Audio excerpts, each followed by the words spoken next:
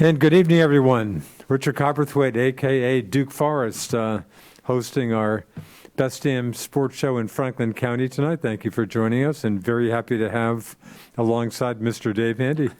Mr. Handy, how you doing? I'm good. How are you? And I'm okay. And I should know we're expecting Mr. Evan Marcelli, who was with us last week, who told me after last week's show, I guess I should have called him, but hopefully Evan's en route. Or Evan, if you're out there, if anybody, feel free to have somebody out there give Evan a call. We're hoping he will join us.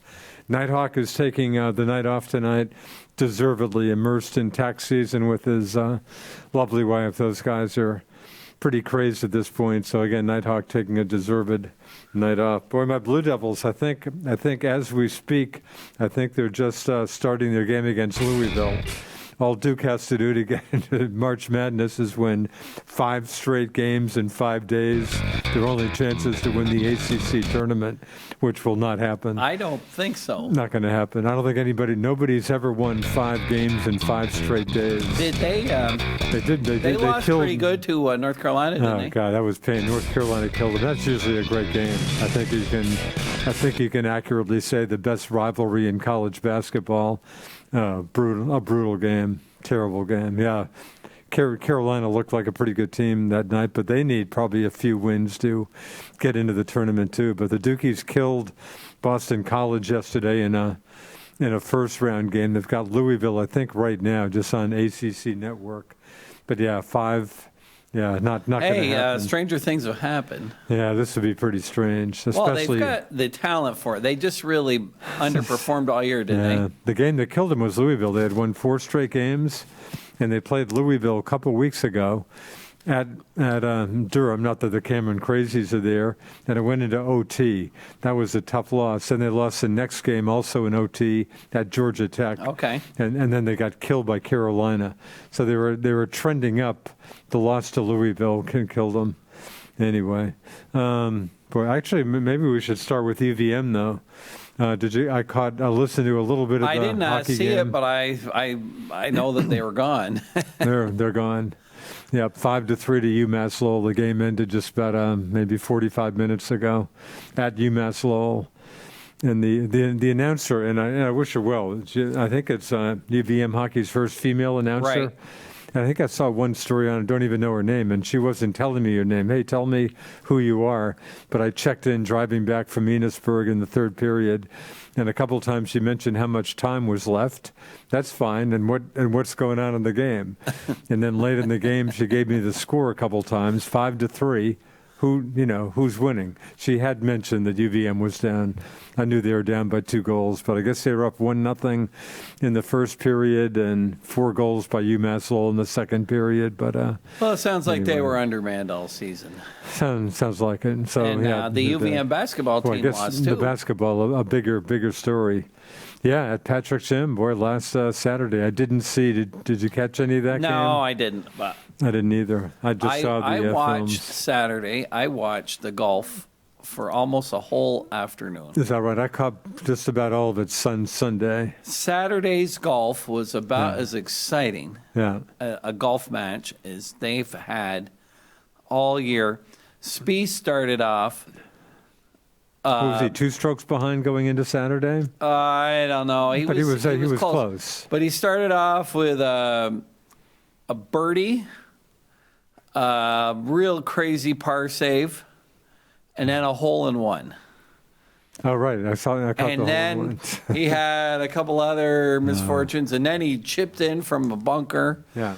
I mean, it was really fun, and the action all day was fast and furious, and it was really good golf to watch. They had 3 hole-in-ones for the weekend. Yeah, a bunch of hole-in-ones. And DeChambeau on Sunday was very, very tough and very steady. Yeah.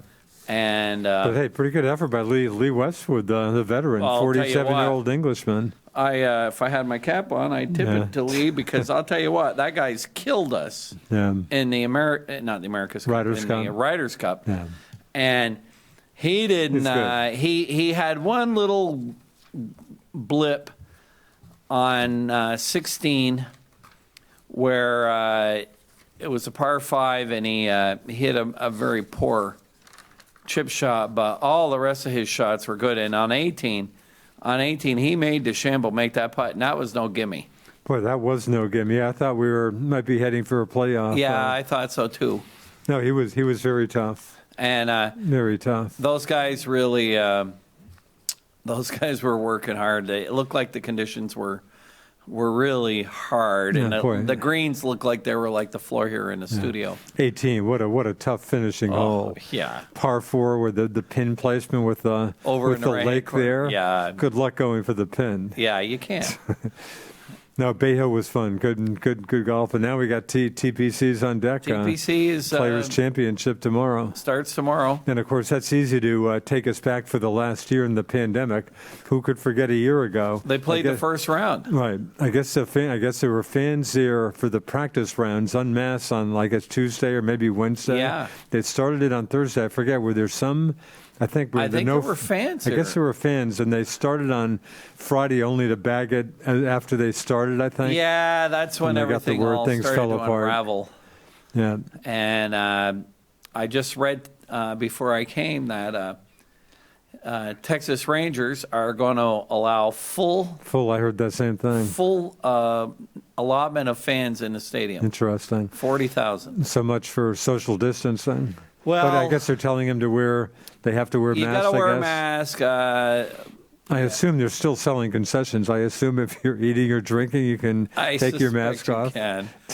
And I think your kid's not going to be there, is he? He probably has other things to do. No, and he's not. He's not near close. Dallas anyway. He's over at College Station. But they, I think, if we get another couple of months where everybody's getting vaccinated, I think that's going to really make a big difference. I think we're going to be on the south side of this thing. And if you, I went to Florida a couple of weeks ago, you don't see a quarter of the masks that you do here. Yeah. And you don't see anybody in the car all by themselves wearing a mask either.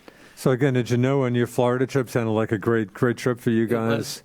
Could you tell? Could you even tell there was a pandemic issue? there were some people with masks, but not much? Not a lot. Not a lot. And like I said, if you went in the hotel, not in the hotel, but in the airport, some people were wearing them. Yeah. And in the restaurants, the employees were wearing them. Yeah. Like the maitre d' or your server. And if you went to the grocery store, the drugstore, you had to wear it. But I think just being outdoors and sunny, like today was like going on vacation. Today was pretty boring. It's amazing how warm 50 can feel, huh? Oh, it felt good, didn't it? Felt good. Tomorrow sounds like we have a shot. Sounds like even maybe another 5 degrees tomorrow. Tomorrow's record high, which you might have noted, is 56 in 1977.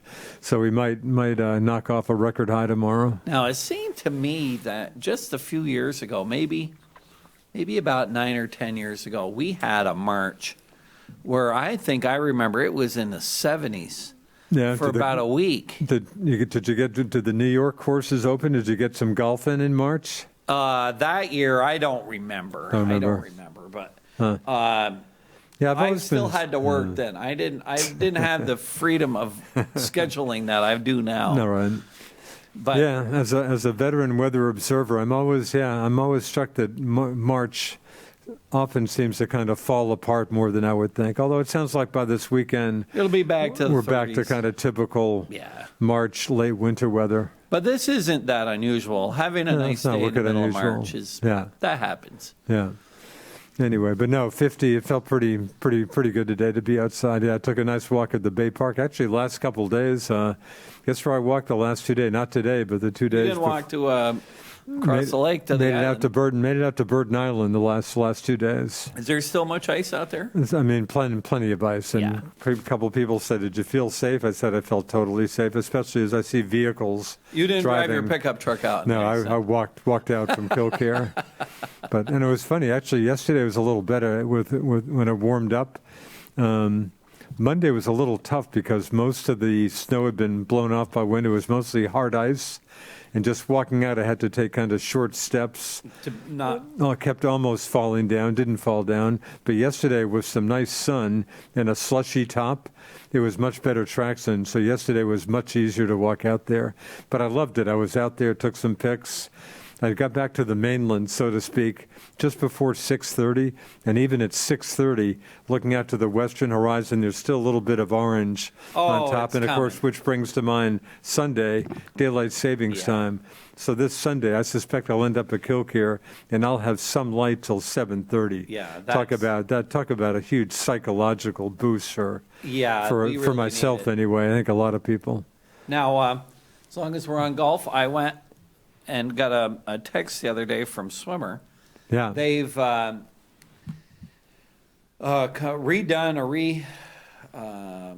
not reupholstered, but they remodeled the members' lounge. Really? Which I probably haven't set foot in. Boy, so the lounge, are you talking about downstairs or? No, off. I know where you mean. Just off the. Been a while since I've been in there. I think what they're going to try to do is have the members actually use the members' lounge, and I think they put a deck on it, on maybe on the west side of it, and they want to put a deck that goes all the way around. And if you've ever been there for some of the tournaments, especially the member guests, which of course I haven't, but then and you hear it's a little bit like playing the 16th hole at the Phoenix Open. Wow. So that would be that'll be fun, but it looks great. I actually, after I left work today, I drove up and I took around and I snooped around, and that I'm looking forward to that. Well, sounds good. And of course, Swimmer's gotten out of the Champlain Country Club restaurant business. Yeah, he's going to stick to just the golfing stuff. Yeah. That must have been. I mean, he's been doing the rrestaurant sounds like he did it pretty well, too. He did a good job, but I think it's a lot of work for one guy. Yeah. He was really tired, I think. So tell me, I think we've talked about it before. Who's the new restaurateur up there? I don't know her name, but I did meet her. Yeah. I met her today, actually. Oh, really? As I was coming out. And I think, knock on wood, I think everything will be just fine. And has she got some background in the business? Yeah, I think so. Yeah. I think she's done a lot of food business. Yeah. A lot of catering. So. Well, it's easy to think golf. Again, we're like 1 year, just about exactly 1 year into the pandemic. And boy, of course, big time golf is what kind of brought us back. The tourneys, no fans, and nice to see fans at Bay Hill. Yeah, it is. There was actually some noise coming out of the fans. And if you go back, because I can tell you, we closed, I think it was about the 20th of March. Yeah. And for about 2 weeks, we were just doing home delivery or curbside pickup or whatever you call it. And maybe it was even up to 3 weeks before we finally started having the techs come back. But it sure has been a strange 12 months. That's unprecedented. Unprecedented, at least in the last 50 years.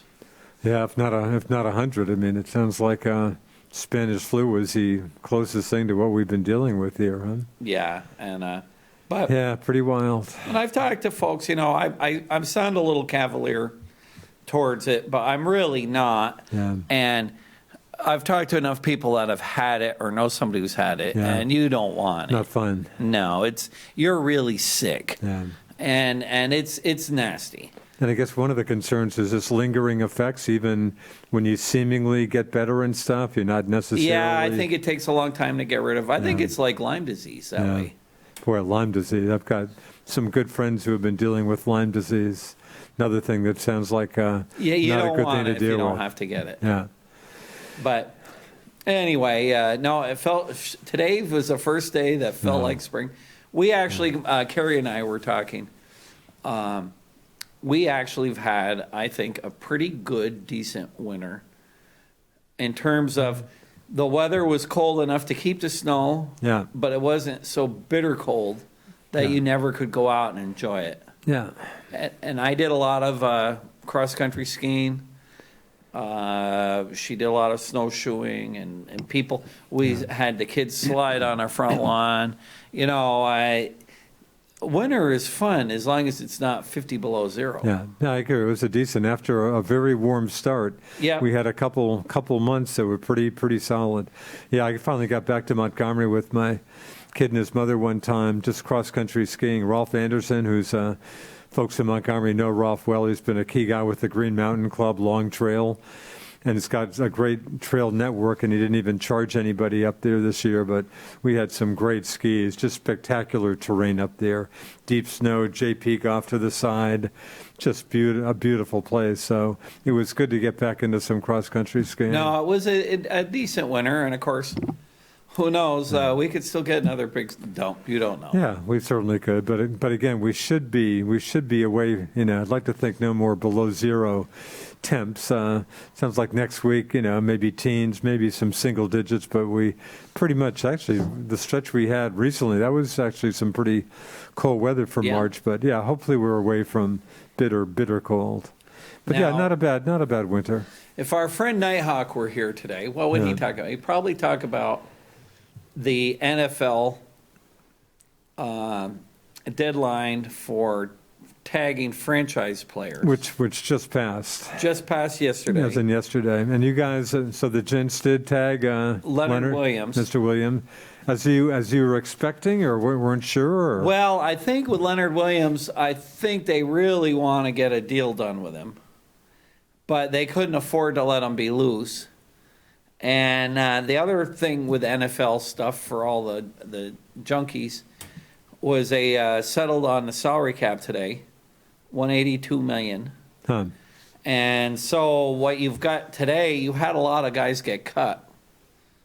Yeah, in fact, I heard an old friend Malcolm Butler, the Titans let Malcolm go. And the Giants cut probably their best lineman, their best offensive lineman, what's his name, Zeter or something, Zilter, I don't know. Really, just a money issue? Yeah, by getting rid of him, they're saving $14 million. Really? And I don't know how the NFL salary cap works. I haven't got a clue. I think the Titans, I heard, are saving about $10 million letting Malcolm Butler go. And yeah, I don't have a good handle on this. I hate salary cap. Yeah. And if you've got take the Giants, for instance. Yeah. Kevin Zilter or Zeiter or whatever. Yeah. The guy was your best lineman last year. Why would you cut him? Huh. If you didn't have to worry about money? Yeah. So he's a free agent now. He's a free agent. He could sign anywhere. Somebody will obviously grab him. And Patriots even got some attention by signing a guy who was with him in the last Super Bowl, Trent Brown. Okay. From Las Vegas Raiders, I guess. Yep. And I guess he was delighted to come back. I guess he posted a picture of himself and Dante Scarnecchia, who was the Patriots' longtime offensive line coach, who I guess he loved. Of course, Dante doesn't happen to be with the Pats anymore. Hopefully Trent's aware of this, but it sounded like he was happy to come back. And that's led to speculation, watching some of the Pats media people. Boy, if the Pats are serious about the offensive line, that may not be good news for Cam Newton. Maybe they will go after another, presumably better quarterback. There's been a ton of talk about Jimmy Garoppolo. Yeah. Which was no surprise to me. I think Nighthawk maybe predicted he'd be back, and I think I might have myself. I was listening today. The Niners seem to go back and forth on him. I don't know. Well, I was listening to a guy today say that his problem's been not being able to stay on the field. Yeah. He gets hurt a lot. Yeah. And who knows? I mean, but there's the other big talk today was that the Chicago Bears may throw together a trade to try to get Russell Wilson. Which is one of the four teams Wilson said he would be okay with the trade. And there was talk that maybe they would trade Khalil Mack, who's really good. Whereas I somehow can't believe this, but there's been, tons of talk about that. Well, I'll tell you what, with this salary cap being $20 million less than last year. And when you're paying a quarterback, what, 30, 40 mil a year? Yeah, I don't know how you can trade anybody. Yeah. I don't see it. And but, hey, I'm not. I guess the big football news, Dak Prescott. Yeah, I'm thinking, $160 million. thank you. I'm glad I'm hoping there's something left of the Amazon rainforest. How many thousands, tens of thousands of Dak Prescott stories have there been over the last few years? I mean, it's just, every day I'm hearing about this. Yeah. Will the Cowboys finally sign him mercifully? It's not a bad deal. What, 126 mil guaranteed, I think? 126 guaranteed, 160 million. Wow. 42 million a year for the next 3 years. Wow. The signing bonus is 65 million, the largest in history. And that's interesting. Coming off a season when he played 5 games, I think he was just 2-3 in those 5 games. Why did Jerry? Why did he take so long? Well, I listened a little bit to the press conference. Jerry was saying how everybody loves Dak and what a good guy he is, and that's all probably true. Yeah. And the reason why the Cowboys were 2-3 while he was playing was because their defense was like Swiss cheese. Yeah. It's not a great team. No. I don't think Jerry knows what he's doing anymore. Yeah. And I'd call Dak. I mean, it seems like most folks call him a good quarterback, but great quarterback. I think that'd be a bit of a stretch, but a good quarterback. He's good. I mean, I don't put him in a top 5. He's not Aaron Rodgers or for sure, or Mahomes league or Mr. Brady's or Tom Brady. No. But maybe kind of a second tier guy. And but like I said, when you spend 35, 40 million bucks for a quarterback, and you've only got that, only leaves you, if you got $42 million going to Dak Prescott, that only leaves you $140 million for the other 47 players. Yeah. It's not a lot of money. Yeah. Boy, it seems like baseball kind of runs into the same thing when they just overpay some of these huge contracts. They just have to, it's like, they're just not going to be able to sign and pay some of the other players they want to by just paying mega bucks. And then 2-3 years later, they usually get rid of the guy. Yeah. Look at who's the guy with the Rockies, Arenado. Yeah. He signed a big contract. They get rid of him. Yeah. Giancarlo Stanton with the Yankees. The landscape is littered with guys like that who just, they get too much money. Of course, in football, though, if they cut you, of course, football, you don't get the have money. Some funny money to play with. Although in Dak's case, we're talking not a lot of funny money. I mean, 126 mil guaranteed. Yeah, I don't see the Cowboys cutting them in 3 years. Yeah. But who are we to say? We don't know. Yeah. Some of the Patriots, in fact, I'm hearing again, watching some of the Patriots beat guys this morning. I love Joe Thuney. Talk about a great guy. Great player out of NC State, the offensive lineman for the Pats, 4 or 5 very good years. In retrospect, they were saying, why did the Pats, Belichick's famous, of course, for letting somebody go a year too early than too late. But Thuney's great. He's got a bunch of good years, but they franchised him last year and paid him 14 or 15 mil. And for the Patriots, of course, they didn't know they'd have such a bad team, but Brady was gone. It was probably... And a bunch of their players like Dante Hightower sat out. Right. So if you're the Patriots, you're thinking this is probably not going to be a great team. So in retrospect, people are wondering why did they bother to franchise him and pay him big bucks for a team that certainly turned out to be mediocre at best. Anyway, so they franchised nobody this year, and he's gone. Obviously, he's gone. And thanks Joe Thuney for a great career. I mean, just a great guy. Well, but yeah, he's gone. But again, they got Trent Brown, so it sounds like they're giving some thinking to their offensive line. Who knows? And maybe they'll keep him. Because I'll tell you what, I wouldn't want to be a free agent this year. Yeah. What kind of money are you going to get? Yeah, I mean, just like baseball, we talk baseball free agents all the time. How many of those guys are still waiting by the phone? Aren't there? Here we are in spring training. Are there a ton of free agents? I think there's still like over 100 guys. They're not signed. Not signed. Wow. And I'll tell you what, the guys that are getting signed aren't getting big money. Your buddy Jackie Bradley. So what, Milwaukee finally grabbed him? I think 3 years or 2 years, $24 million, or it was about $4 or $5 million a year. Is that given that? I mean, I don't know why the Red Sox didn't keep him then. Well, he's not a good hitter. No, he's about a 240 lifetime hitter and stuff. Great defensive player, but of course for the Red Sox, one thing that's a little weird, it just happened that way. No blacks on the team, no African American ball players, and given the Red Sox history and stuff, maybe not the best look. Well. That's don't get me started on that. I read a big article the other day on the somebody wants to sue the NFL because they only hired one coach of color this year. Really, they want to sue? They want to sue. They think that it's good luck with that suit. And I'm thinking about suing the NBA. Because the white population in America is about 70%, and in the NBA, there's only about 10% of the players are white Americans. What percentage is white in the NBA? I don't think it's. I think it's got to be. Is it double? Probably not even double digits. No, because most of the white guys that are in the NBA are from Europe. Yeah, interesting. Because you got a few. Yeah. But I hate that labeling. Yeah. You just pick the best guys and don't worry about it. Yeah, I agree.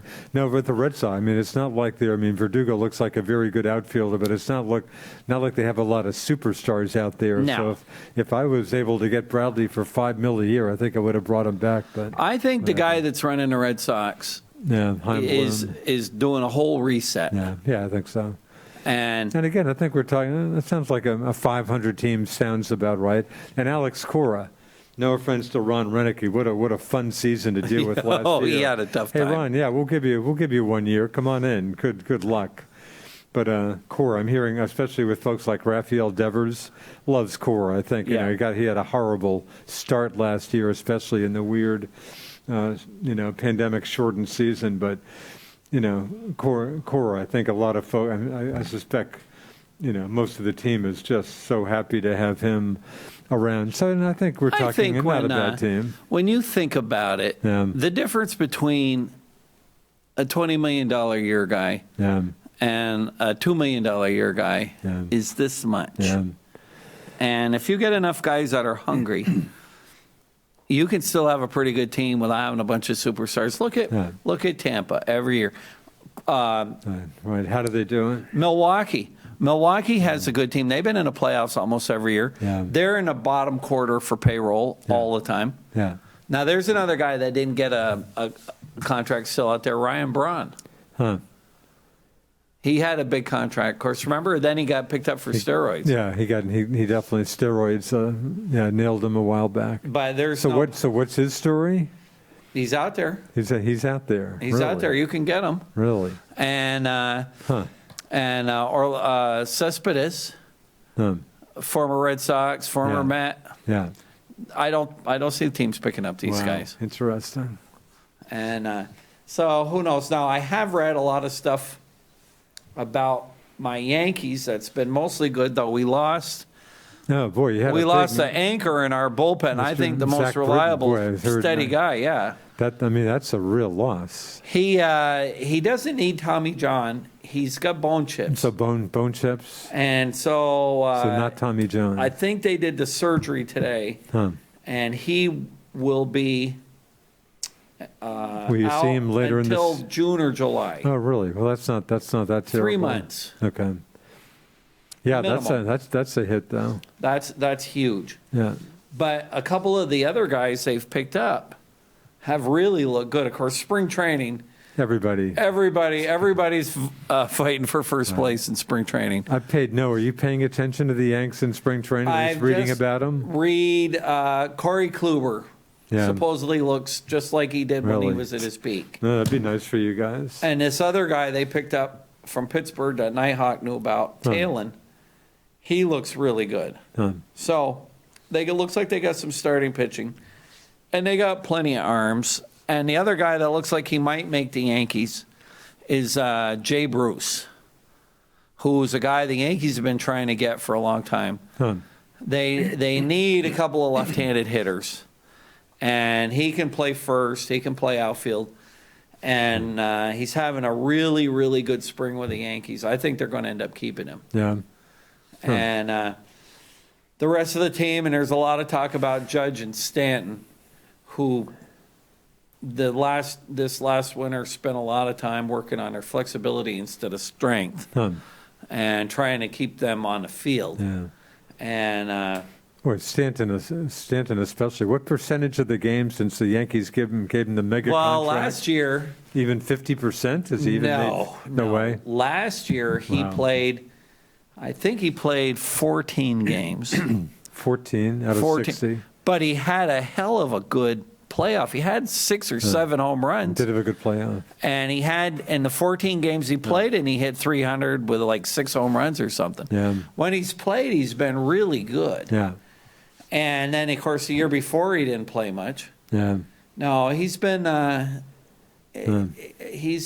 tough guy to figure out. I mean, Aaron Judge has been way, way better than that, but he still comes up with his share of injuries. Yeah, too. he's had a lot of stuff. They did sign our old buddy Gardner back. Yeah, I think we talked. Yeah, he for like about what, $4 or $5 million. Yeah, that doesn't sound crazy to me. No, I don't think he got $4 or $5 million. I think he So only maybe got a like couple, $1 million. maybe a couple. They didn't have any money left. Really? But he didn't want to go anywhere. Yeah. And he doesn't need it. They've paid him plenty. Yeah. No, that's good. I'd be happy to have him back on the team if I were a Yankee guy. Now, any fans allowed to go to spring training? Spring training is full fans. Okay, because it's Florida. Is that right? Full fans? Yeah. In Tampa. And Is that where they? The Yankees in Tampa and Red Sox are in Fort Myers. And to be honest, I don't know if I guess it's Florida, so I guess there are. No, I guess there are fans. And we drove right by the. Yeah, you were down there. Red Sox complex. Baby Red Sox, or what do they call it, JetBlue Stadium. Right. Every day. Yeah. Going to the golf course. It sounds like a pretty nice complex. Oh, it looks beautiful. Of course, the Twins are in Fort Myers too. Hammond Stadium. I think the Twins are here. Yeah, not. There's everything in Florida is just exploding with construction. Is that right? Boy, it's funny talking politics for a second. Night Oxnard, I'm not getting into, but just Florida. In fact, I haven't read it yet, but I gave you a Washington Examiner. There's one a week or two ago with Ron DeSantis, the Florida governor, on the cover, and I'm hearing he's getting presidential talk. Oh, there's big talk about if Mr. Trump stays away. But interesting state. I mean, you got in the Senate, Senator Rick Scott, former governor. He clearly, I think, has some presidential ambitions, and I'm not even mentioning yet Marco Rubio, who ran against. Right. But it's interesting. Florida seems to be the pretty hot place. And Florida has a lot of what I would call new America in it. Yeah. You've got a ton of immigrants. Yeah. You've got a ton of people moving down. Millions of people every year leaving New Jersey, New York, heading down there. Yeah. They don't have income tax. Sure, the tax situations. Very good tax. No, that sounds like the hot place, but it's Republican polls are definitely getting attention, and in fact, big game with Trump going down, of course, but Republicans didn't get killed in the House. In fact, I guess picked up a few seats, but they picked up a couple seats in the Miami area. I think Cuban Americans, and knocked off Donna Shalala, former cabinet secretary under Brother Bill, and then president of the University of Miami and a one-term congressman. They knocked her off. But Republicans, Florida's the state that the Repubs are paying a lot of attention to, and I'm not even going. Mr. Trump happens to be a resident too, but interesting. Florida's getting a lot of attention. Yeah, it is. And so there's Action Jackson down there. Interesting. And you said just a lot of construction everywhere you see. Interesting. And I'm not just talking in Fort Myers and Naples. Yeah. Because we flew into Sanford. Right. And had to drive all the way across the middle of the state. Not part of your original plan there. No, but you know what? What the heck? It was okay. I will tell you, if you're going 80 on Route 70 or 75 or whatever it is, you're in a slow lane. Is that right? They fly right by you. It's incredible. Huh. Now, Florida's action state. Yeah. Texas is the same way too. Yeah, and of course Texas, as of today, no restrictions the mask policy is gone, and he said, and the Rangers full house if the people show up.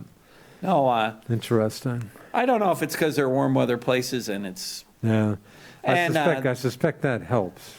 And though I did see where Florida sent out an APB to all the college kids. Don't come here. I did. I think I saw the same thing. Yeah. Right. Stay home. Right. We don't want you. Right.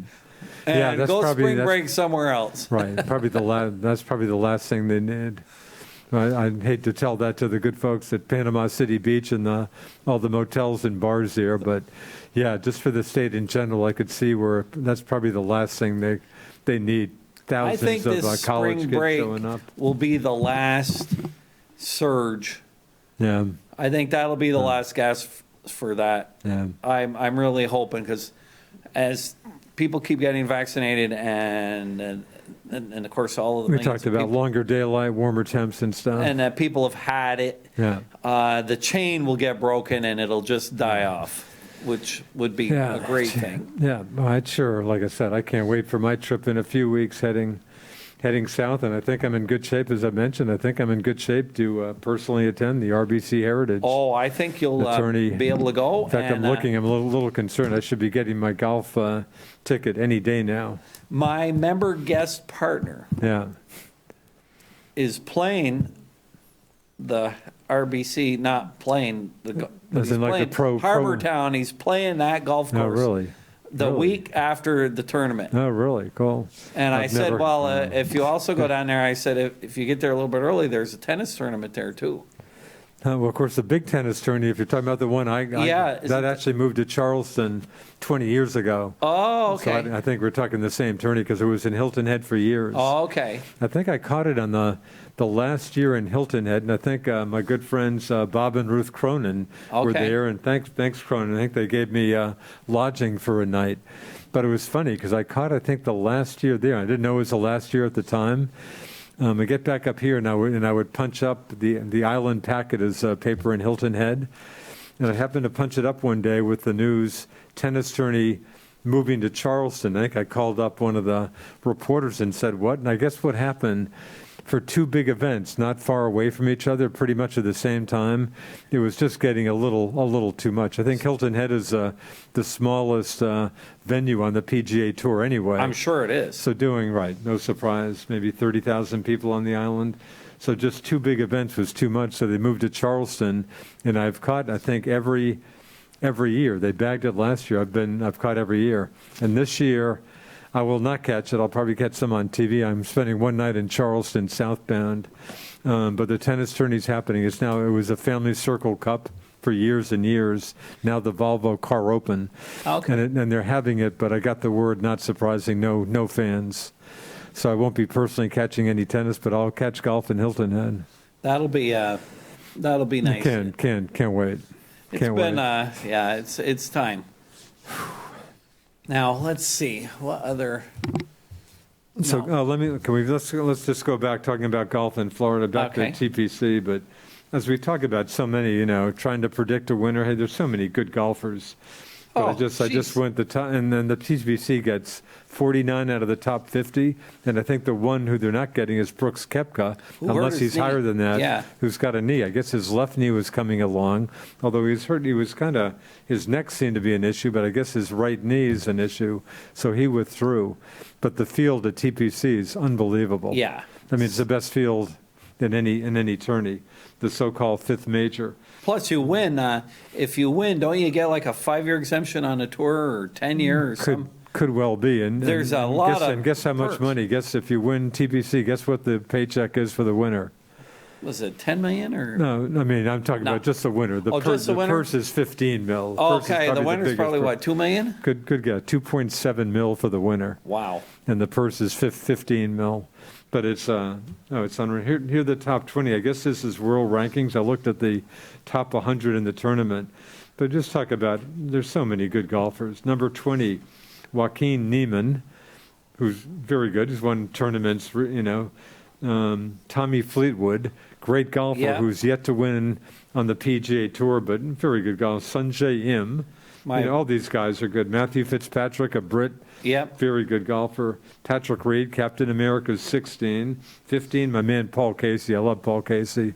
Absolutely capable of. Lee Westwood, 14, having just missed winning at Bay Hill, coming in second. Webb Simpson, great golfer out of Carolina, number 13. JT, Justin Thomas, 12. Tell me he's not as capable as anybody out there. Number 11, Daniel Berger, having recently won ATT Pebble Beach. Number 10, Terrell Hatton, I guess a Brit, very good golfer. Doesn't play over, but very, very good golfer. He's leading the order of merit right now. Is that right? Yeah. Wow, very good golfer. Number 9, Rory McIlroy, who's basically the defending champ, won in 2018 there. Tony Finau. Another good guys in every tournament. Like my man Xander Schauffele. He's in every tournament. Number 7, this guy, Victor Hovland, the Norwegian. Yes. Talk about a very, very good golfer. This guy's excellent. My man Xander Schauffele, number 6. Number 5, Bryson DeChambeau, just coming off a win. Colin Morikawa, a recent Another winner. great stick. Right. Dustin Johnson, number 3. And boy, Patrick Cantlay's come up with a kind of a quiet guy under the radar. But number 2, and then John Rahm. But that's just the top 20. There's so many good golfers. Well, I took Dustin Johnson again for my first pick. You took Dustin? But I did take Victor Hovland with my second pick. Boy, that's a very good choice. Because it was in the top 15, buddy. See, how we do it is you get to pick one guy in the top 10. Yeah. Then one guy between 11 and 20. Huh. And then one guy so that you all, because, hey, it'd be easy, like when Tiger Woods was in his heyday. Yeah. Everybody just picks Tiger Woods. Yeah. So right, the choice would be Tiger or the field. Right.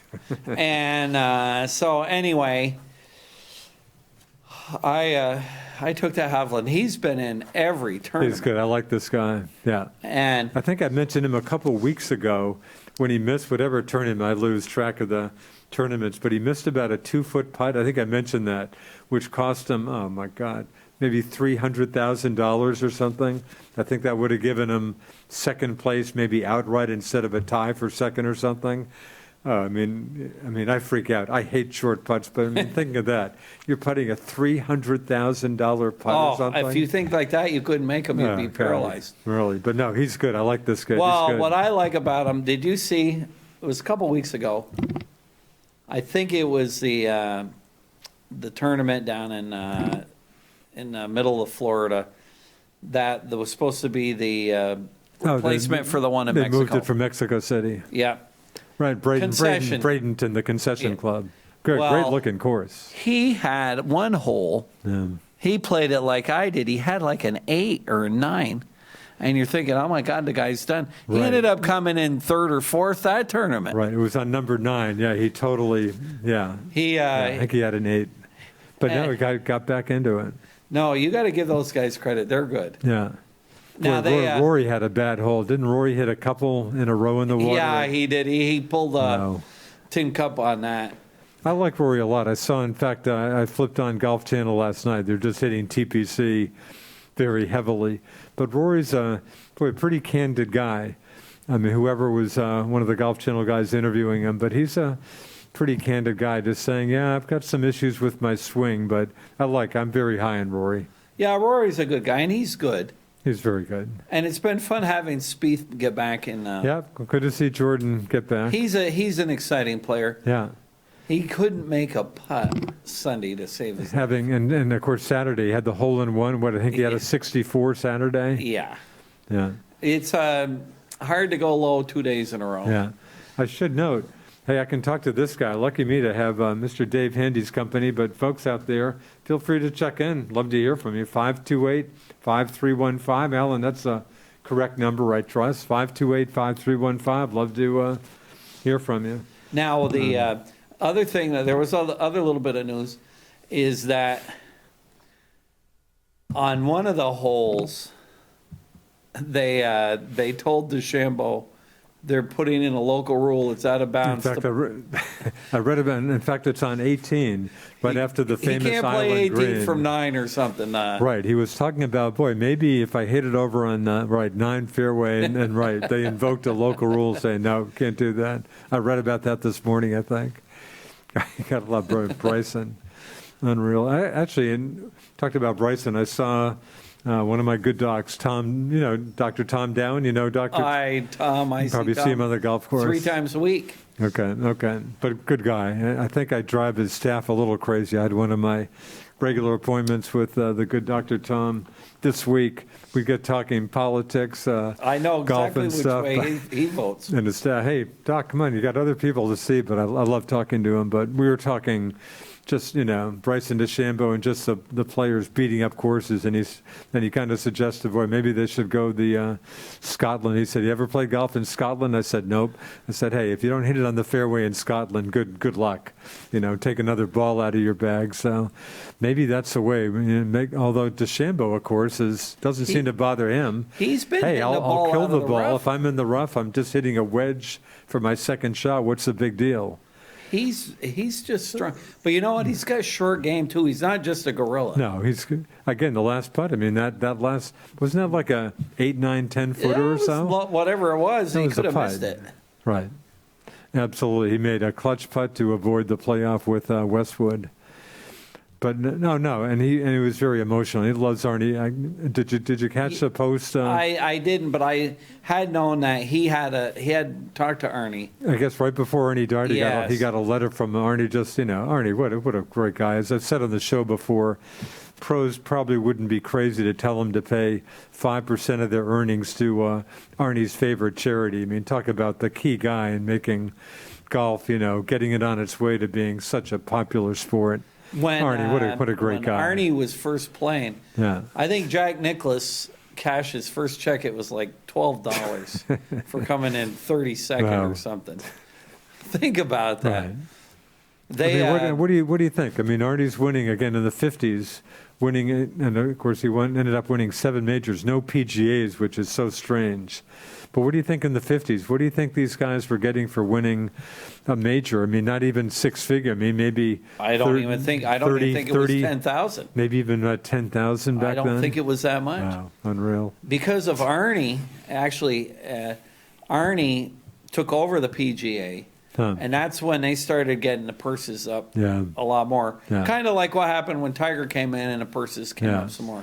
And obviously, thank you, TV kicking in a lot of this. Speaking of Tiger, I think, as he said, he hasn't said anything, but speculation. Doesn't sound crazy that he may have fallen asleep. Is that some of the speculation? I guess we'll probably never. Well, who knows? But they have requested the black box.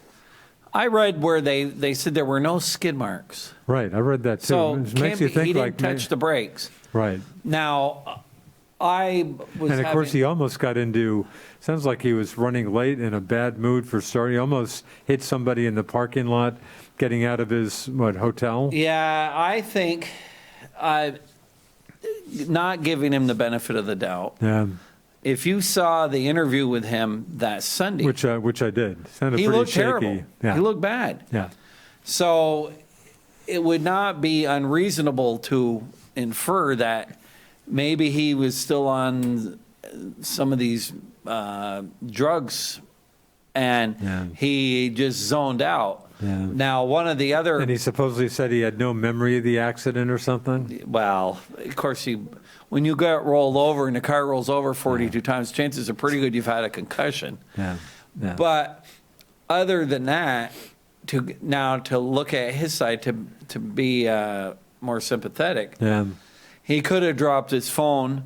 Right. He could have spilt his coffee. Sure.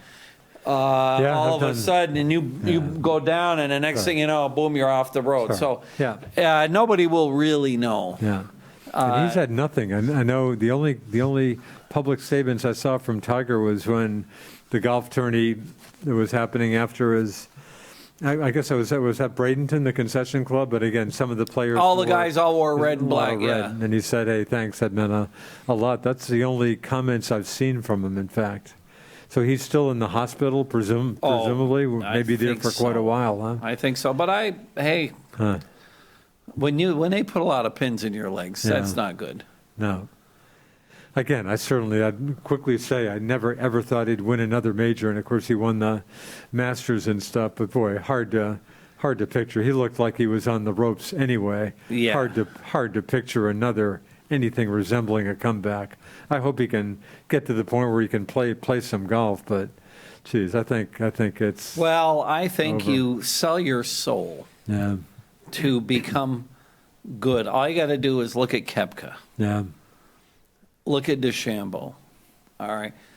The way DeChambeau's swinging, you can't keep that up. Boy, how long do you think, right? You don't think he's going to be playing golf at 40? No. These guys that are animals, their swings can't last. So you think of Koepka kind of the same way, just a ferocious swing? I think Koepka's just strong, and he does all this super ultra high intensity working out. I don't think you can play golf. Yeah. Not at that level. Yeah. And I think stuff breaks because there's a lot of strain. Yeah. Golf is not easy on the back. Right. Right. Chiropractors and stuff say, hey, golf's about the worst thing you can do for your body. So those guys, I think, and I forget the guy, I think he was a South African. He was saying that he doesn't think any of these guys will make it to the senior tour. Because they won't be physically able to play golf. Yeah, at that point. Because when they do these massive squats. Yeah. Hundreds of pounds. Wow. And why?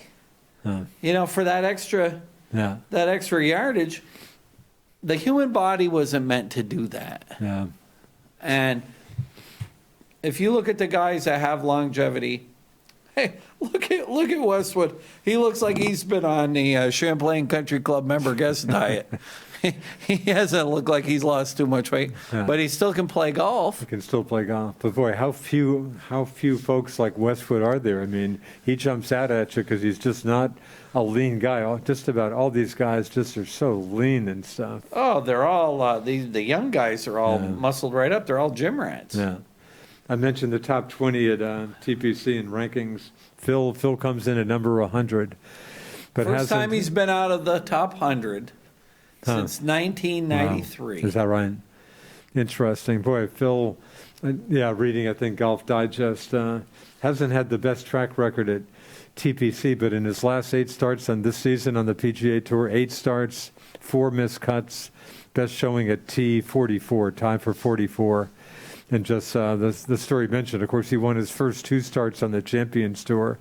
But it just kind of mentioned Phil's probably looking at the Champions Tour a little more. And you keep hearing broadcasting, which it sounds like he would love to do. And it sounds like someone would love to grab him if they don't have to pay him, whatever, $20 million a year or something. But it sounds like he may be heading for some broadcasting, too. Well, I guess he's really quite an entertaining speaker. No, it sounds like he'd be good. I think I saw one story saying, just talking to his agent and stuff, hey, Phil would be happy to talk to you, but you better, have a checkbook ready and stuff. So, but we'll see. But well, did CBS re-sign Jim Nantz yet? Boy, I'm not aware of that because, of course, you were seeing stories about Nantz making, a decent living. He wants the same money as Tony Romo. $6-7 million with Romo up to 18 or something. Yeah. I've seen a couple stories on that, and I haven't seen that he had been re-signed. But something tells me they'll do it. I mean, hard to picture Jim Nantz not being at the Masters for CBS, but no, that's a good question. I haven't seen that he has re-signed, and I think his contract's up sometime this year. I would expect they'll probably keep him. Now, there was some more talk to switch gears. ESPN is getting hockey back. Oh, really? Yes. Interesting. They're going to have. Are they going to actually pay for it? They're and they're going to get 4 out of the next 7 Stanley Cups. Really? Because NBC and Sports Network are the. Well, NBC is getting rid of their sports network. Huh. I guess it's not. Maybe working I read out. that. Okay. And so the other thing with NBC is NBC is going to have to spend a lot of money for their football. Huh. And right. they just that's why they couldn't handle all of the package for hockey. Okay. So it looks like you'll be getting Milbury back. Of course, once ESPN starts covering hockey or broadcasting hockey games, they'll start covering hockey. Right. Of course, I can only imagine the lousy way they'll do it. Right. They've got one guy. Who's there? Steve Lee? Is it Steve Levy? Steve Levy, but Barry Melrose is there. And Barry, those two. But aside from those two, I mean, who on ESPN cares about hockey? I kind of miss Doc Emery. Oh, he was. I've watched a couple games. It's not the same. Yeah. He was a legendary, absolutely fair Especially word when the playoffs come. Yeah. He was great. Outstanding. Which brings me back to my early days up here, just the Hockey Night in Canada folks, Dick Urban and Danny Gallivan. Danny. I mean, how good are those guys? Oh, Is Dick still with us? I haven't seen him in. I think he's still with us. Dick Urban, I think so. I just haven't seen even a reference to him for quite a while. I actually was in the LeClaire tournament. Yeah. And I actually had supper with Dick Urban. So he made it down. I had quite a chat with Dick. Oh, really? I bet that was fun. Gentleman all the way through. Yeah, sounds like a great guy. Those old hockey guys, they love people. They were fantastic. I bet. Did he make it down for more than one, John LeClaire? I think he did. Really? I think he did. I bet they loved that. I bet they had a fine time. Oh, I think these athletes, when they're all out of the spotlight, and all of a sudden they can come up and get a little adulation, I think they really eat that right up. I bet. Yeah, I can't blame them for that at all. Of course, the most gracious of all of those guys, and the giant among hockey players, had to be Bobby Orr. Yeah, what a character, gentleman, what a great dignity, guy. Great guy, just a nice fella to talk to. Yeah, he was super duper. I totally agree. I'm afraid he took maybe a little hit, presumably just a little hit because he's Bobby Orr. Didn't he? I think he officially came out and backed Trump. I'm sure some of the good folks in Massachusetts. Well, that means I like him even more then. No, I love Bobby Orr. Bobby Orr's great. I think best hockey player. All time. Nighthawk would say that, I think, and has said that. Now, I've had guys say, well, you got to remember, too, he was only playing on one leg. Yeah. But he was revolutionary. Yeah. Before Bobby Orr came along, defensemen weren't scoring, right? No, they get 5 goals a season. Yeah. Hey, stay in your end. What are you doing up front? Yeah, you don't skate that way. No, Bobby Orr was the best. No doubt about it. Yeah.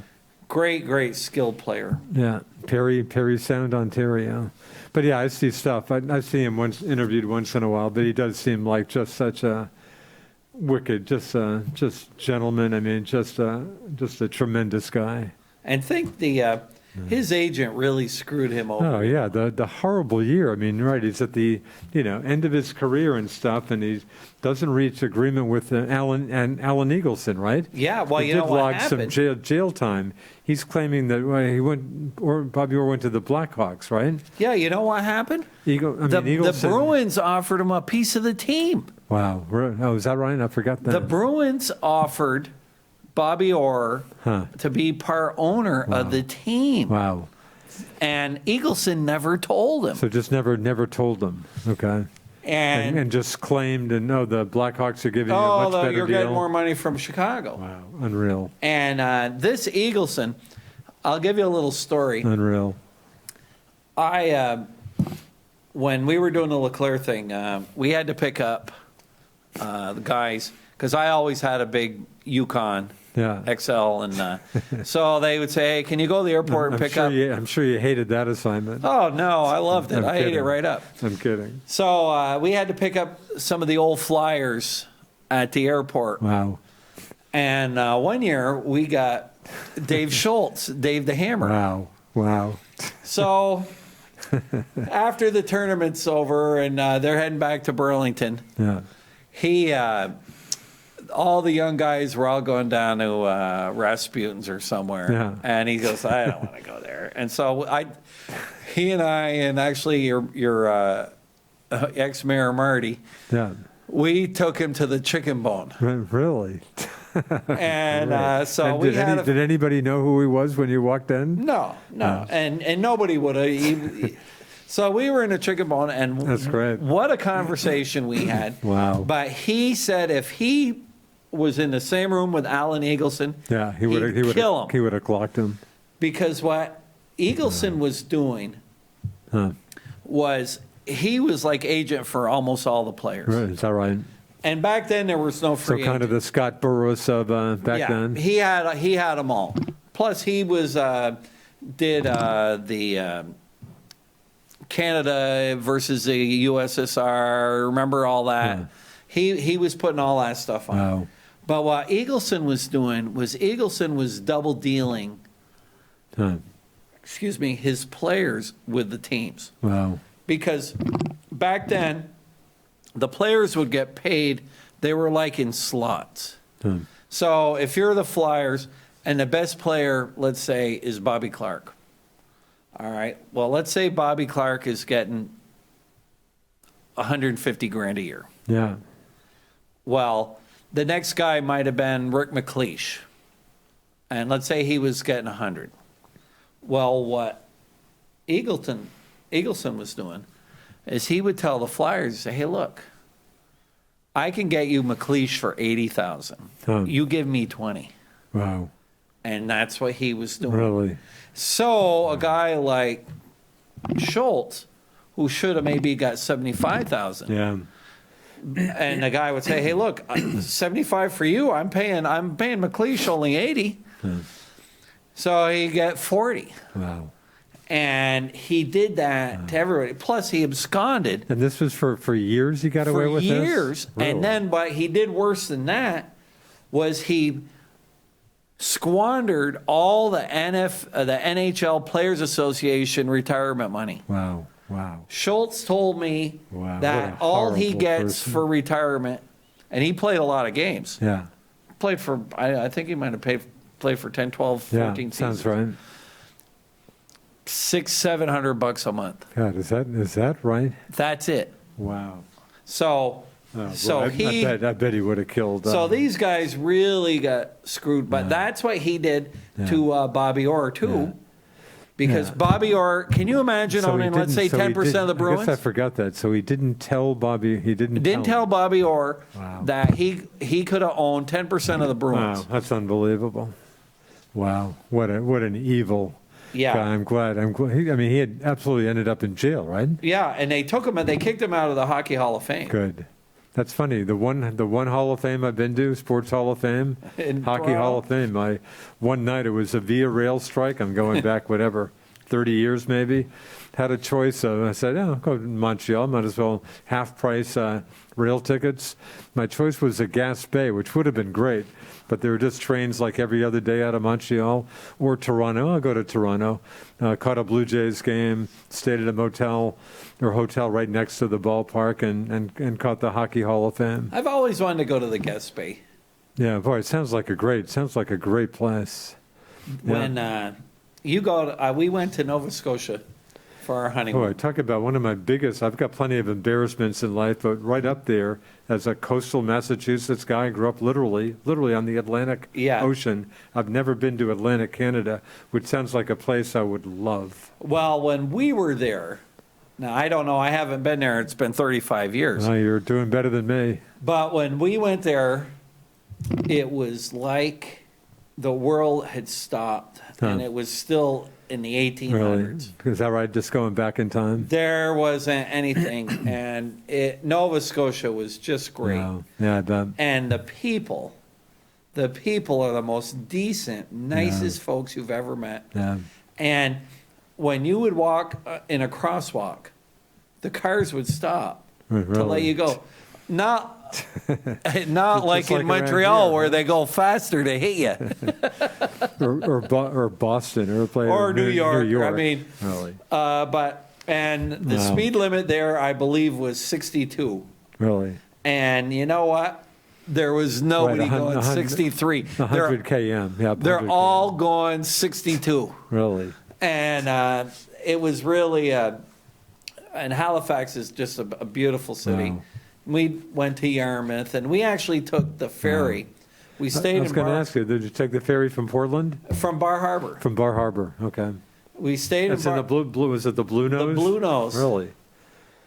It was a long day. It was a very rough ride because the night before, of course, was the day after we'd gotten married, and that night for supper, I think we might have had a bottle or two of wine. Oh, is that? Oh, wow! And what a great honeymoon. 7:00 on a Blue Nose seemed awfully early.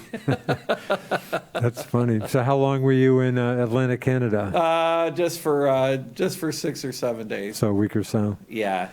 Wow. And the ride home we took through New Brunswick and drove through Lincoln, Maine, and there was nothing there but a lot of woods. Yeah.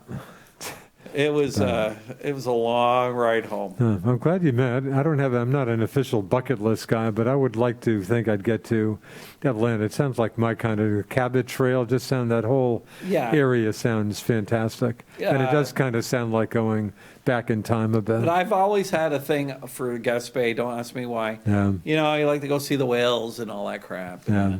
But that's country the way it was. Hasn't changed that much in 200 years. Yeah. Unlike Florida or California or Texas, right, which there's probably not. I mean, I'm sure there's still places that are the way they were.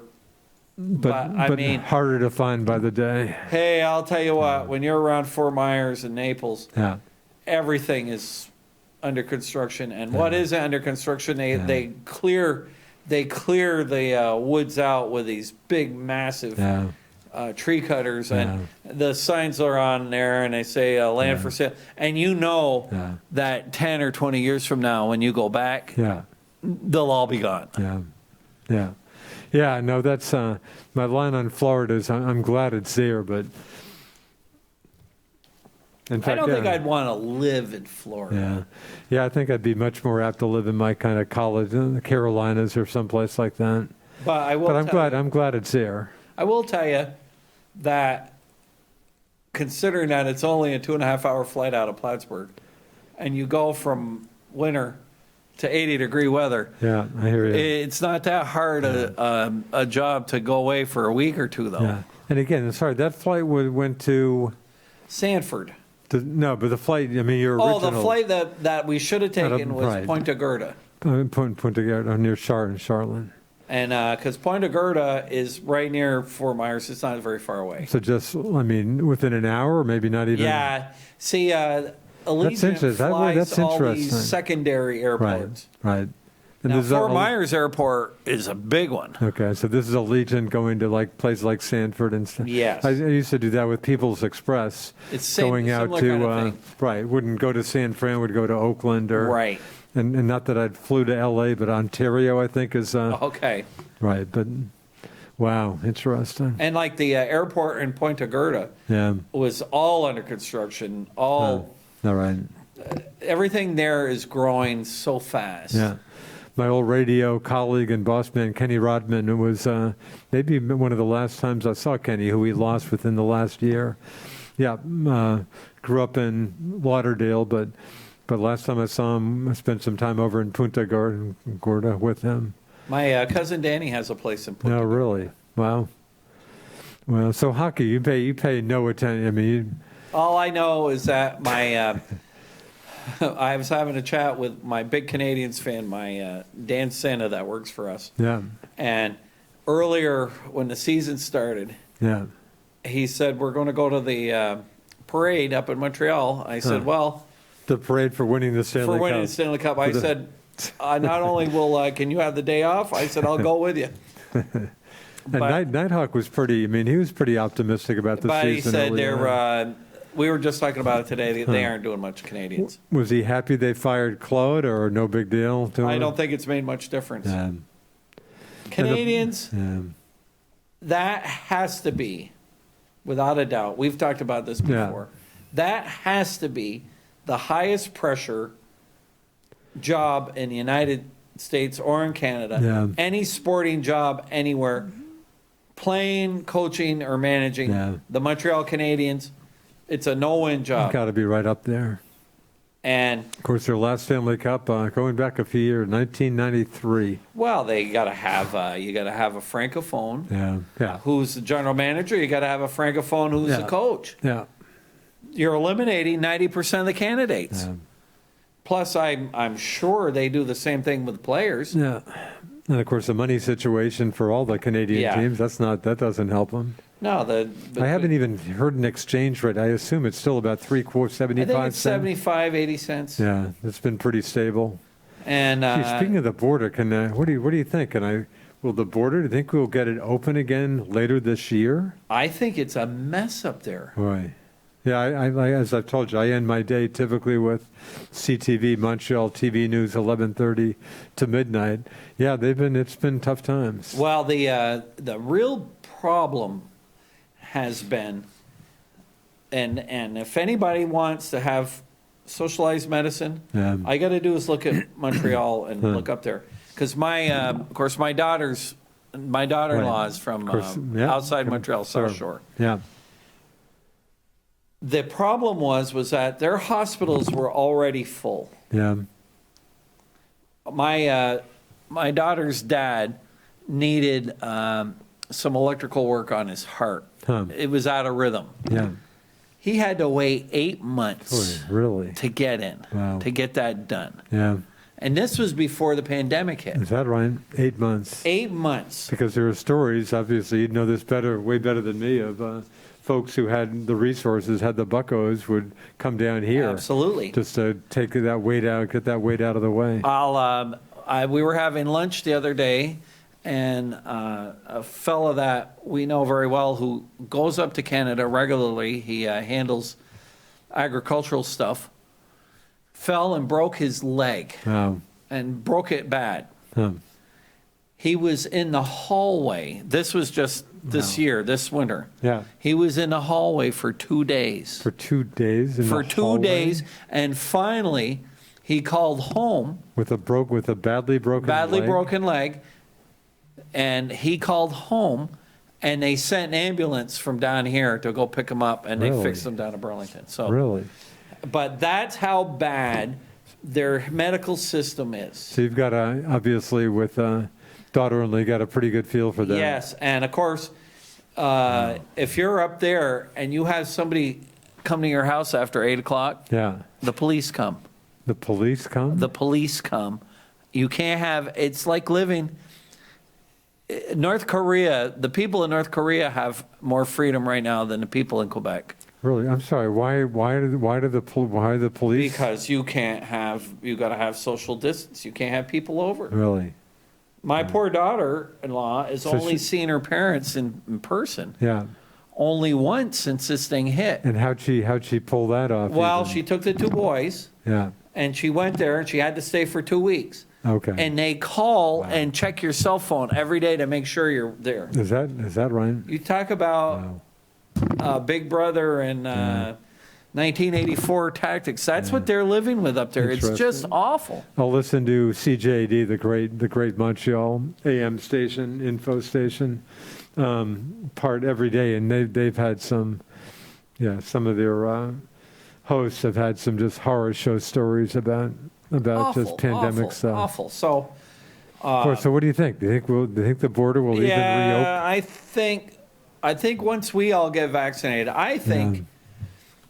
Of course, I may have told you this last week, but I read there was an article in the Wall Street Journal by a guy who was he's a big shot from Johns Hopkins, and he says he thinks that the back of this thing will be broken by the end of April. By the end of April? By the end of April. He goes, between all the 5 million people getting vaccinated every week, along with the people that were sick and good weather and everything coming out. And the president's been talking like end of May, he moved up a couple months, saying there should be enough vaccination. And you're going to be able to go swimming. They're going to have so much vaccine. Yeah. But anyway. Yeah, I'm already even hearing some surpluses of vaccine, just a matter of getting it distributed better. And but anyway, well, cases nationally are down. Of course, they won't tell you this on your mass media because they want to keep you scared for the rest of your life. But cases are down nationally about 80% since first of the year. They've really come down. And there will be a light at the end of the tunnel. But anyway, when you look at that, and so even if it's May or June, to get back to normal where you can talk to people and have somebody over. And that sounds good. I think we're, so if it's May or June, I think maybe the border would probably, of course, maybe we don't want to let them down here. Yeah. Because I think they still have it bad up there. Yeah. The person, I'm sure you've seen this guy on television. He's been the president, I guess, of the Plattsburgh Chamber of Commerce, North Country Chamber of Commerce for Gary Douglas. But I mean, for Plattsburgh, I think especially, they're getting killed. He says, hey, it'd be nice if we could, talk and maybe, do something. But he's just going crazy. Well, I'll give you an example. The airport in Plattsburgh was empty. Is that right? And the flights, now... Didn't I even hear that they were shutting that down this summer for some months to work on the runway? Thought I heard that. I don't know. Of course, they've got a runway that's big enough to land a space shuttle on. Plattsburgh AFB. The runway is like, the runway is so long that when a jet lands, he doesn't even have to put the backup thrusters Is that right? He can just coast in. But so it was just pretty quiet, huh? Well, you got a plane that handles maybe 200 people. How many people are on the plane? On the flight to Sanford, I bet you there weren't 25. Really? And on the flight back, maybe 40. Is that right? That's it. Wow. So, and I can remember just a couple of years ago. Are you even surprised that they're even doing the flights? They're not losing money on a flight like that? Well, you know why the airlines keep the flights going? Why? Because they have all the cargo. Oh, okay. So cargo is what's keeping the airlines going on. Yeah, these. I bet. Of course, I'm sure they aren't making any money. Yeah. But they still the cargo. Right. But 2 years ago, Montreal, the airport in Plattsburgh was stuffed. Yeah. And all Canadians. Right. I'm sure. Heavy majority Canadian. Oh God, yeah. I mean, such an easy hike from Montreal area. I'm still sitting on a ticket to Las Vegas. Oh, is that right? That I had from last year to go. GMC was having their annual meeting, and I was going to fly out of Montreal because it was a straight shot. Wow. And God only knows when I'll get to use it. Boy, of course, the story, this story, but I've mentioned this to some folks who didn't know the story and they didn't believe me. I said, hey, Montreal... Going back, 10, 15 years, Dorval, the folks there were complaining, too much traffic, too much noise. Okay, we'll build a new airport. Mirabel gets built, of course, and I guess it was just basically it's too far out of the way. They just wouldn't go there. I actually went there one time on a long ago trip to England. I think maybe circa. It was a great trip I took with a then lady friend, a wonderful trip to England and Scotland, but we flew out of Mirabel, I think, circa 79 or so. I think Mirabel now... do they still do some maybe international flight? Is it maybe freight? Just freight, I think. But if you're doing passenger, it's... and I've told you, I just hate, Dorval, just driving. I just don't like dealing with that place. It's not easy to get to, and the signs aren't really great. No, it's not. The access is very, very poor. I'll always go up through New York. I'll go over to Rouse's Point and cross over on Pont Mercier. But just the access into it, I just don't like. I don't like dealing with that place. And of course, when you go up that way, you go through the reservation too. Yeah, indeed. Yeah, too bad I don't like cigarettes. I'm sure I could get some cheap buy cigarettes. them cheap. And they have poker palaces there, too, you can play at. You just made me think of, you mentioned Light at the End of the Tunnel, the most effective editorial cartoon I've ever seen. It should be in my wallet. I haven't come across it for a while, but it's just so effective. I've seen it a bunch of times, and next time I see it, I'll cut it out. It'll be in my wallet. But again, going back to Vietnam, will the last GI leaving Vietnam turn off the light at the end of the tunnel and just shows this bedraggled GI? I mean, what an effective cartoon. I wanted to correct, I hate making factual mistakes. I'm sure I make my share. Last week, I think, I mentioned the Paw Sox and the Woo Sox. Right. And I said, the Paw Sox have one more year, which I absolutely thought they did because they've been building the stadium in Worcester. My mistake. In fact, I guess that stadium, Polar Park, the polar beverages. Yep. I love their orange dry. It's probably my favorite with a little orange juice in it. But polar beverages. But anyway, my mistake. Polar Park. I just happened to come across that. The Woo Sox season starts May 4, AAA, and their home opener, the first game ever, there will be May 11th. So my mistake. The Paw Sox are history, and the Woo Sox are just about ready to go. Boy, they didn't seem like it took them that long to build that stadium. Well, they can build stuff pretty quick today. Is that right? But that's good. It sounds like a great thing for Worcester. It sounds like it was in a part, and I don't know Worcester at all. Sounds like a part of the city that was kind of down in the dumps, but sounds like injecting some great new life into a part of the city. It's funny. It sounds like Worcester, talking about airports, sounds like Worcester's got a decent airport, but the access, as we're talking Montreal, sounds like it's got horrible access. Because I'll see references once in a while. If they could just deal with that, they could take some of the pressure off Logan or whatever. But anyway, I just don't know Worcester at all. I've been to Worcester a couple, 3-4 times. As I've said, trivia, second biggest city in New England. Right. Bigger than Providence and Hartford. I think it must have been an old mill town. Yeah. I had to go to this GM dealer school back in 1984. Wow. And I spent a month in Flint, Michigan. Really? Month of January, 1984. Hopefully the local water supply was better then than the water was fine. And they actually were trying to turn Flint into a destination resort. Really? For auto fields. What they had done was they were going to try to make a whole bunch of museums there all about cars. And the main street, which was Saginaw Street, they had done the whole streetscape thing and put the cobblestones and the lights, and it looked like back turn of the century. And then there was a hotel we stayed at, I think it was a Hyatt Regency, right downtown. And you knew you were in someplace special when they put you in your room and they said, well, make sure you don't go out at night alone. Is that right? Yeah. And you be careful. And so anyway. So you guys went out at night? Of course, every night. And but I played basketball every night back then. Across the street there was a University of Michigan at Flint campus. Oh yeah. And they had 4 or 5 basketball courts. Wow. And so I'd go over there and play. And so there's a U Michigan Flint, huh? U Michigan at Flint. Huh. And so an interesting story, and I'm not giving myself anything special. But I would go over there, and some of the guys, I remember one of the guys, the dealers were from Kentucky, and he was a basketballer. And there would be 4 courts, and 3 of them had white guys playing, and 1 had the black guys. Really? And I told those guys, and they go, why are you playing with these guys? I said, look, I can play with fat white guys at home. I want to play with some guys that can play basketball. Is that right? And you did? And I did, and I'll tell you what, if I wanted to get a shot off, I had to shoot it from about 2 steps over half court because that would be about it. Is that right? They weren't going to pass me the ball. Oh, is that right? But they were okay to play with? Oh yeah, they were all young guys, and that's funny.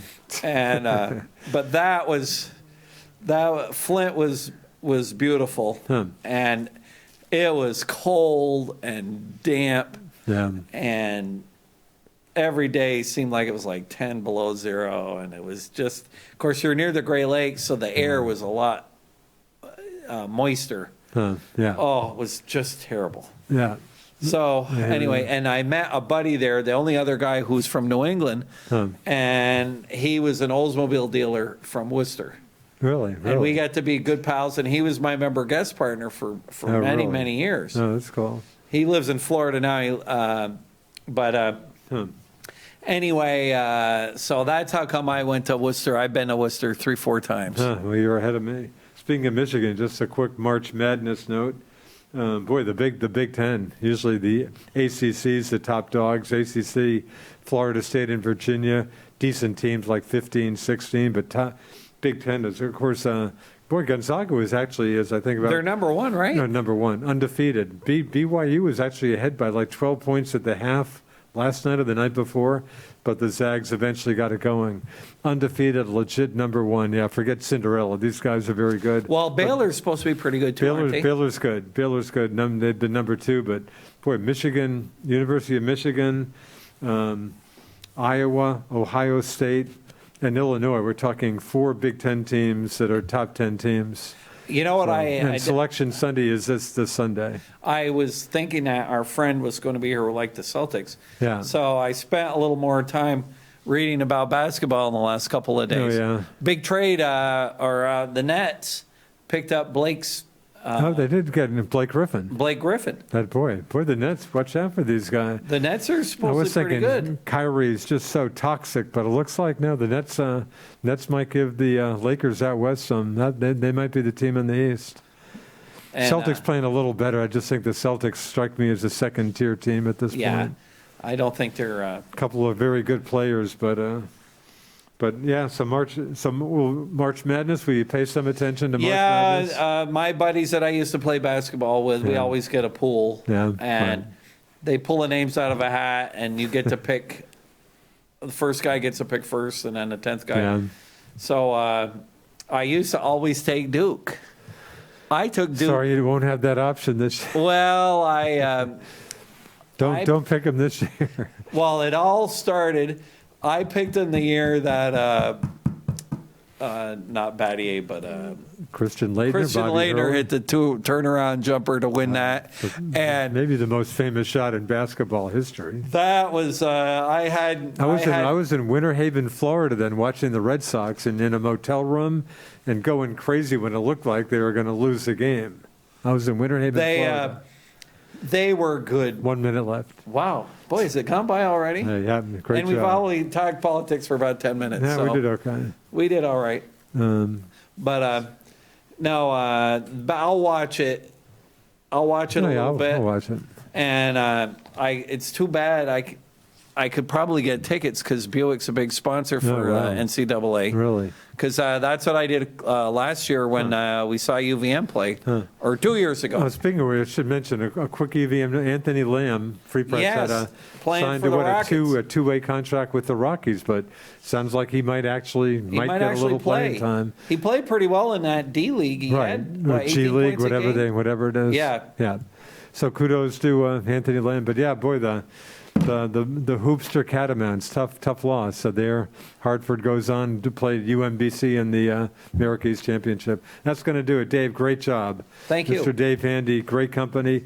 Our key guy, Alan, out there. I'm Duke Forrest, and thanks for watching. We'll catch you next week. See ya.